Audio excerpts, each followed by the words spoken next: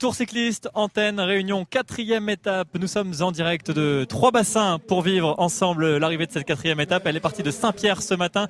Bonjour à tous, merci de nous rejoindre. Je suis en compagnie de notre consultant, Étienne Germain, bonjour. Bonjour Antoine. Merci d'être là pour vivre ensemble cette étape. Une étape un petit peu particulière avec une grosse montée. Il a fallu monter ici à 800 mètres d'altitude. C'est une étape importante dans ce tour selon vous? Très importante, très piégeuse. La première étape de montagne, on va voir ça. Je pense qu'il y aura des dégâts aujourd'hui. Avec un petit peu de pluie, on le voit tout autour de nous, pas mal de pluie pour vivre cette arrivée. On va d'ailleurs tout de suite se rendre sur la ligne d'arrivée pour voir ce qu'il se passe, puisque c'est une arrivée qui est imminente. Avec cette montée, on le disait, jusqu'ici à Trois-Bassins, il y a 800 mètres de dénivelé et il y a eu une échappée avec une quinzaine de coureurs aujourd'hui et c'est, on va le voir afficher, c'est Sylvain Georges.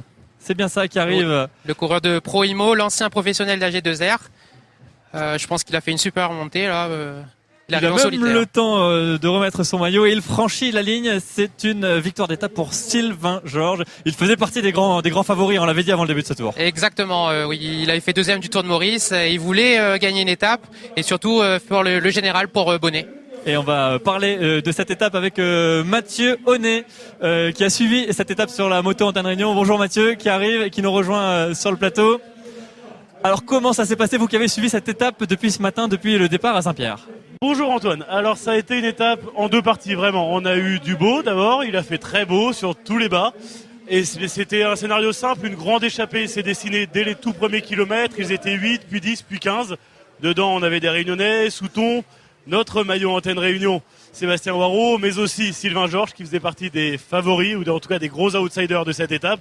Ensuite, dans la montée finale, après le plat, tout le monde est arrivé, ils étaient 15 au pied, sauf que Sylvain Georges s'est très très vite détaché et il a fait un vrai festival. Il arrive, je ne sais pas exactement, avec 30 secondes, une minute d'avance sur les trois suivants. Ça a vraiment été une étape magnifique.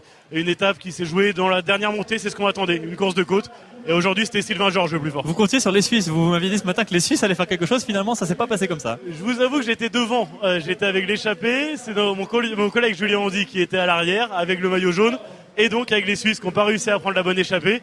J'ai cru entendre qu'ils n'étaient pas arrivés très loin quand même. On va suivre ça, on va voir tous les résultats. On va vous laisser repartir pour monter le reportage pour le journal télévisé. Merci Mathieu. En attendant, on va pouvoir voir le profil de cette étape pour ceux qui n'ont pas suivi. L'étape 4 qui partait, vous l'avez vécu en direct ce midi sur Antenne Réunion de Saint-Pierre. Et puis on est monté tranquillement sur le littoral, c'est ça Étienne? Oui, on partait en direction de La Saline. On faisait demi-tour au giratoire des Aigrettes, donc avec le contournement de La Saline et de Saint-Leu. Donc là, on voit le contournement. Ils font demi-tour, ils reviennent exactement. Voilà. Et là, on montait devant Kélonia, on montait vers Colimaçon et arrivé à Trois-Bassins. Trois-Bassins, 800 mètres de dénivelé. On le constate avec la carte en relief. Regardez ce que ça donnait, pas de difficulté forcément sur le début de la course. Je ne sais pas si on peut voir le dénivelé. Voilà, ce qui s'affiche. C'était tout plat tout au début, c'est ce qu'on disait. Et puis cette grande montée qui a été réalisée par notre premier invité, Sylvain Georges, qui nous a rejoint sur le plateau. Bonjour. Bonjour. Merci d'être là juste après votre arrivée. Comment ça s'est passé cette course pour vous? Plutôt bien, forcément. À revenir avec une victoire, c'était vraiment l'objectif de l'équipe. Après, dès le départ, en analysant le parcours d'aujourd'hui, avec un fort vent de dos, je me disais que de toute façon, en prenant l'échappée du début, ça serait difficile de se faire rejoindre parce qu'on roulait à plus de 60-65 km/h au plat, donc ça commence à faire des allures très, très rapides. Et puis quand on a commencé à faire demi-tour, j'ai dit à mes équipiers de tout donner dans les 5 premiers kilomètres de la bosse parce que j'avais vraiment de bonnes jambes et c'est plutôt une bosse qui me correspond. Et voilà, ils m'ont vraiment bien aidé et en plus Nicolas fait second, je crois. Donc c'est un doublé. Ah ouais, c'est une super journée quoi. Une super journée pour vous. Vous faisiez partie des favoris. Étienne, vous qui suivez bien cette course, vous avez compté sur lui pour cette étape aujourd'hui? Pour cette étape, j'avais coché Sylvain Georges. Je le connais très bien parce que j'ai couru avec lui au Black K41. Et c'est un monsieur qu'on a ici. Donc il m'avait dit au début du tour qu'il était plutôt en vacances et qu'il faisait, on va dire, la course pour Bonnet. Et je savais qu'il voulait quand même une étape. Disons que c'est vrai. Bon, je suis venu là pour mes équipiers. Ils m'ont aidé mes coéquipiers, ils m'ont aidé toute l'année. Et aujourd'hui, moi, je suis là pour leur rendre un petit peu l'appareil. Après, c'est vrai qu'au début de la bosse, malheureusement, je suis tombé. Il y avait des plaques de gasoil, donc moralement, j'étais un peu dans le dur. Et puis, ils m'ont bien remotivé et ça a marché. Et c'est sûr, venir dans les îles, c'est toujours plus agréable en vacances. Mais l'issue est bonne et bon, même si j'étais là sans trop d'ambition, je suis quand même content de cette finalité. Vous étiez sur le Tour de Maurice juste avant, vous aviez terminé deuxième. En venant ici, c'était quoi l'objectif? L'objectif, non, parce qu'à à Maurice, j'avais des prétentions de victoire. Là, je venais plutôt pour aider Sébastien Fournier-Fayen et Pierre Bonnet à vraiment conquérir cette victoire et finir en beauté cette saison qui nous a vraiment souri à toute l'équipe. Et c'est vrai que pour les remercier Sébastien et puis Pierre qui m'ont beaucoup aidé et les deux autres aussi, voilà, c'était de se sacrifier pour eux. J'ai fait mon boulot d'équipier, aujourd'hui ça m'a souri et voilà. Et on va vous remettre le trophée de la course, regardez. Ah, ça, merci beaucoup. C'est le trophée de vainqueur d'étape. Il vous plaît? Très joli. En plus, moi j'habite l'Auvergne et on a les volcans aussi, donc du coup je suis pas dépaysé par la pierre volcanique. Il sera en bonne place dans votre étagère chez vous? Voilà, oui. Ça en fait quelques-unes. Et vous en voulez un deuxième là d'ici la fin de la semaine? Après, c'est vrai que le prologue me correspond pas du tout parce que j'ai pas de matériel adéquat.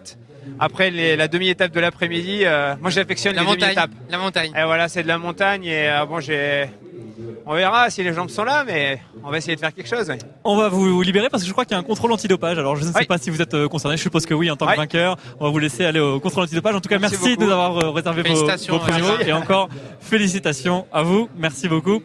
Et maintenant, Étienne, ce que je vous propose, c'est la question peloton. Je ne sais pas si vous avez suivi l'émission depuis le début de la semaine. À chaque fois, on pose une question à nos coureurs et aujourd'hui, on leur a demandé quel était leur secret pour récupérer après une course. Alors certains mangent des bananes et certains boivent de la bière. Oui, ça peut paraître étonnant. Il y en a qui boivent de la bière. On regarde ça, c'est un sujet signé Mathieu Honnet. Il y a beaucoup de petits trucs en fait. C'est pas un seul truc, mais la récupération, c'est depuis le début de l'année jusqu'à là, normalement il faut faire le métier comme on dit, le vélo. C'est une grosse discipline tout le temps de la formation. Ah oui, c'est beaucoup de privations. C'est quoi le secret? Après la course? La bière, les collègues. C'est ça le plus important? Une banane locale, c'est le top, ça, c'est super. Après, il y a des bars et des gels énergétiques.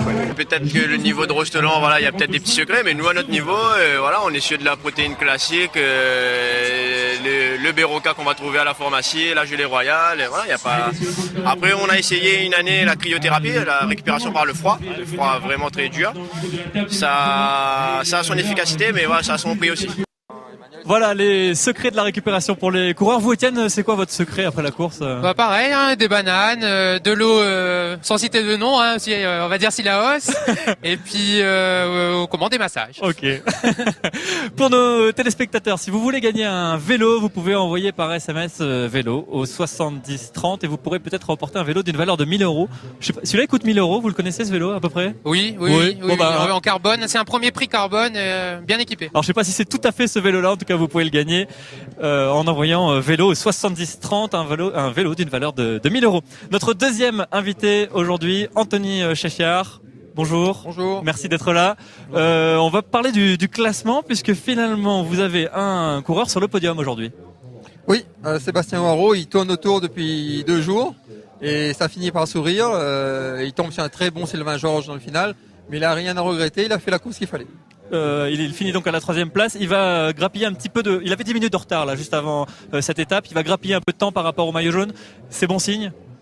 Pour lui, oui, donc parce qu'il se sent bien au fil des jours. Donc c'est ce qu'il faut dans une course à étapes. Et même si on a bien compris que Rostelan, je pense pas qu'il soit, pour moi il est intouchable. Mais si on peut garder une petite place au chaud dans les 5 premiers au général, avec comme cerise sur le gâteau une victoire d'étape, c'est l'objectif qui reste jusqu'à dimanche. Et là aujourd'hui avec Sylvain Georges devant lui, c'était impossible la victoire d'étape ou il y a manqué quelque chose? Comment ça s'est passé pour lui? C'était impossible. Je vous rappelle que Sylvain Georges est un ancien professionnel. Sa spécialité c'était quand même la grimpette. Là il était vraiment dans son élément. On l'avait vu au Tour de Maurice. Il avait gagné la belle étape du Tour de Maurice qui montait du côté de Chamarel là-bas, à montée mythique de Maurice. Et donc on n'est pas très étonné. Sébastien, il était à sa place, on va dire. Étienne, vous qui suivez cette course, vous avez peut-être un petit mot à dire à Anthony à vos côtés? Je le connais très bien, c'est mon technicien aussi, donc je pense que au niveau des ambitions du Vélo Club de Saint-Denis, je pense que ce sera aussi demain, il y aura encore demain, et puis le contre-la-montre avec Julien Souton. Faut pas oublier que Julien Souton fait partie des meilleurs juniors français et internationaux, donc je pense qu'ils peuvent avoir une victoire d'étape aussi sur le contre-la-montre. Il est d'ailleurs pas très loin derrière aujourd'hui, Julien Souton. Il finit combien? Il était avec Sébastien, je crois qu'il finit 7e. Il finit avec une crevaison dans la partie descendante, mais lui aussi remonte pas mal au général. Alors qu'en même temps, on voit les coureurs qui continuent d'arriver, puisque le peloton n'est toujours pas arrivé, si je dis pas de bêtises. Les autres étaient loin derrière. Il n'y avait pas vraiment de peloton, tout le monde s'est... Là, ils vont arriver éparpillés avec une montée aussi difficile et une descente très technique. Avant de remonter sur les 15% finales, ils vont arriver soit par petits groupes, mais beaucoup éparpillés. Oui, parce que là, ça a été très compliqué cette montée à 800 mètres. 800 mètres de dénivelé, quand vous aviez peut-être repéré la course, celle-là, vous vous étiez dit on va peut-être pouvoir faire un coup, ou c'était sûr que c'était pas possible? Au niveau de l'étape, si, on pouvait la cocher, mais en n'ayant pas un Sylvain Georges dans l'échappée avec nous. Mais elle était prenable, on l'avait coché parce que Sébastien qui grimpe bien et qui est surtout un excellent descendeur. Donc la partie pour redescendre vers la mairie de Trois-Bassins, il aurait pu faire quelque chose. Mais bon, il n'avait pas pris de risque puisqu'il savait qu'il jouait la deuxième place et non plus la première place. Et alors pour la suite de la compétition jusqu'à dimanche, si vous parliez de victoire d'étape, il y en a une que vous avez visée en particulier? On aimerait bien Saint-Denis parce qu'on est quand même du vélo club de Saint-Denis et puis c'est prestigieux de gagner au Barachois.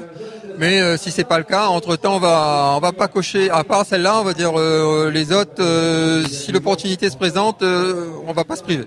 Et on voit sur les images les gens avec des parapluies, il pleut, ça a joué dans la montée, c'était compliqué avec la pluie? C'était compliqué puisqu'on a fait quand même toute la partie sur la côte où c'était relativement une route sèche, à température plus ou moins élevée. Et tout d'un coup, on s'est retrouvé dès la montée sous la pluie et au sommet une température bien moins élevée. Donc ça a surpris tout le monde. Au niveau musculaire, c'est pas évident. C'est difficile dans le changement de rythme de part et surtout au niveau de la récupération pour reprendre ce qu'on appelle le deuxième souffle. Étienne, c'est ce qu'on appelle le microclimat réunionnais. Exactement. Et ici, on connaît beaucoup ici. On va vous remercier Anthony Scheffer d'être venu nous voir. On va maintenant parler avec votre coureur. On va faire la transition en direct. Oui, merci beaucoup en tout cas. Bonne chance et puis on se retrouvera d'ici dimanche puisqu'on est en direct tous les jours. Merci à vous. On va passer le micro à Sébastien Waro. Bonjour. De retour sur le plateau, ça fait plaisir de vous revoir, surtout aujourd'hui avec cette très belle performance de votre part. Oui, c'est sûr que voilà, aujourd'hui encore une fois, il fallait aller de l'avant parce que on a vu que pour monter avec les costauds, c'était presque impossible.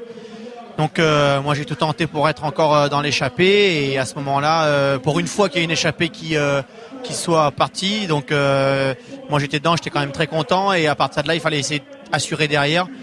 On savait très bien que Sylvain était très très fort dans ce genre de montée, donc si j'étais au top, j'aurais pu éventuellement le suivre et sinon essayer de limiter les dégâts comme j'ai fait derrière, quoi. Vous étiez 15 dans cette échappée, c'est ça, une quinzaine? C'est ça, au début on devait être 10, puis après je crois 5 ou 6 qui sont rentrés, donc voilà, après ça a fait une grosse échappée. Bon, ça s'entendait pas tout le temps, mais bon après il y en avait qui jouaient le rush, il y en a d'autres qui voulaient pas trop rouler. Et puis nous on a pris notre mal en patience, on a fait rouler et puis on est arrivé au pied de la montée et à partir de là c'était parti. Vous êtes bien entendu avec Julien Souton, c'est ça qui vous a aidé à arriver troisième? J'avais Julien et Emmanuel avec moi, Emmanuel Chamand aussi, qui a craqué un petit peu avant, c'est ça? Oui, ils ont craqué un petit peu, mais c'est parce que Emmanuel, je lui avais dit que dès que ça tergiversait un tout petit peu dans le groupe, d'essayer de redonner une petite coordination et voilà, et après derrière c'était pas mal. Étienne, vous avez pu suivre une partie de la course quand vous les avez vus commencer à grimper, hein, vous étiez en bas des collimations. Exactement, ouais. Est-ce que vous êtes dit que ça pouvait marcher, qu'on pouvait espérer un podium aujourd'hui? C'est sûr que l'échappée allait partir jusqu'au bout, ça c'était sûr, 5 minutes au pied de Trois-Bassins. Après Sylvain Georges, c'était le meilleur grimpeur de l'échappée. Sébastien, je pense, a essayé de s'accrocher comme je le connais. Je pense que oui, c'était sûr que ça allait arriver. L'échappée allait jusqu'au bout, quoi. Vous avez rattrapé un petit peu de retard sur Thomas Rostolan, le maillot jaune, 3 minutes 30, on a calculé ça à peu près. Exactement. Parce qu'il arrivait un petit peu derrière. Je pense qu'il va faire un top 7, un top 6, je pense. Donc vous aviez 10 minutes avant le départ, ça fera 7 minutes là, on va essayer de grappiller au fur et à mesure. Oui, après c'est sûr que si tous les jours ce serait comme ça aurait été le top. Mais je pense pas que ça va être le cas. Aujourd'hui, on savait très bien qu'ils nous ont laissé un peu partir parce que ils voulaient pas que ce soit encore la bagarre dès le début de course.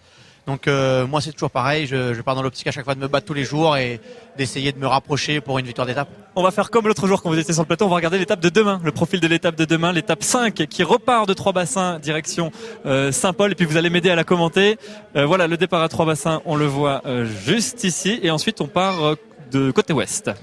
Alors là Trois-Bassins au tout début il faudra faire gaffe parce que on part un peu en descente, donc ça va être encore compliqué pour négocier la descente. Le départ va être assez rapide. Après derrière, donc on redescend sur la côte pour après glisser sur la route du milieu, qui après nous ramène sur la côte encore, et à partir de là, direction Saint-Paul, et l'arrivée à Saint-Paul, c'est les rampes de plateau caillou, voilà, qui sera à mon avis spectaculaire. C'est une partie ça se monte super vite, mais qui va bien faire mal quand même. On le voit avec le dénivelé, puisque le dénivelé de cette étape, l'étape en relief, l'arrivée à plateau caillou à la toute fin d'étape. Il y a d'abord cette grosse difficulté au niveau du chemin boussole, c'est aux avirons, ça. Hein. Exactement. Oui, c'est vrai qu'on remonte les avirons, effectivement, il y aura les avirons, mais bon, après on a vu que le début est relativement plat, et donc une petite partie assez dure, et puis après l'arrivée vers Saint-Paul. Et donc vous allez attaquer quand demain? On verra, ça se joue souvent sur l'instinct. Ok, on suivra ça ensemble alors que le plateau est en train de prendre l'eau. Hein. Merci à tous les deux, on arrive à la fin de cette émission. Merci Étienne, merci à vous Sébastien Waro d'être venu encore sur le plateau. La suite pour le Tour cycliste, c'est le journal télévisé à 19h présenté par Yolande Kalichama avec cette page spéciale. Vous verrez toutes les images de la course, on en a déjà vu une bonne partie aujourd'hui. Tous les résultats, toutes les interviews, tous les classements, nos images de drones également, puisqu'il y a des drones qui survolent aujourd'hui malgré la pluie. Je vous donne rendez-vous ce soir à 19h. Encore merci à vous et puis bon après-midi sur Antenne Réunion.